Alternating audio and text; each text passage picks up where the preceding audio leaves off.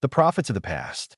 A work entitled The Prophets of the Past by Barbie d'Aurevilly concludes with the praise of Joseph de Maistre and Bonald for remaining ultramontane throughout their lives, while Chateaubriand is censured and Lamennais is insulted and presented in a hateful light.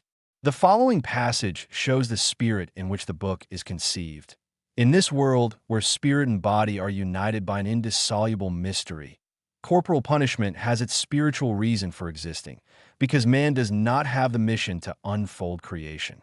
Well then, if instead of burning the writings of Luther, editor's note, Martin Luther, in German Martin Luther, 1483 to 1546, Augustinian Catholic priest and Germanic professor of theology who was a central figure in the Protestant Reformation, whose ashes fell on Europe like a seed, they had burned Luther himself, the world would have been saved for at least a century. Burn Luther, they will cry. But I do not essentially stick to the stake, as long as error is suppressed in its current manifestation and in its continuing manifestation, that is, the man who said or wrote it and who calls it truth. It is too much for the lambs of anarchy, who bleat only freedom. A man of genius, the most positive who has lived since Machiavelli. Editor's note, politician, Italian writer, and philosopher, 1469 to 1527. If the principles we have just cited were nothing more than the personal opinion of the author of this work, there would be no need to worry about many other eccentricities. But he does not speak only in his own name, and the party of which he is a representative, while not disapproving of them, at least gives them tacit support.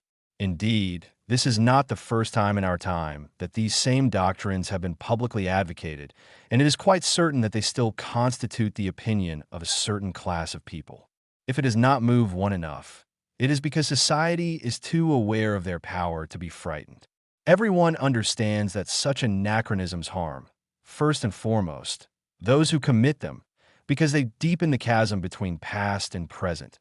They enlighten the masses and keep them awake. As can be seen, the author does not disguise his thoughts and does not take oratorical precautions. He does not take four paths.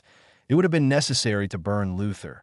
It would have been necessary to burn all the promoters of heresies for the greater glory of God and the salvation of religion.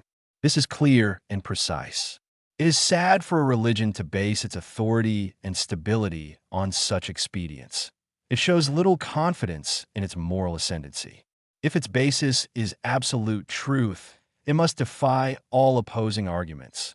Like the sun, it suffices for it to appear to dispel the darkness.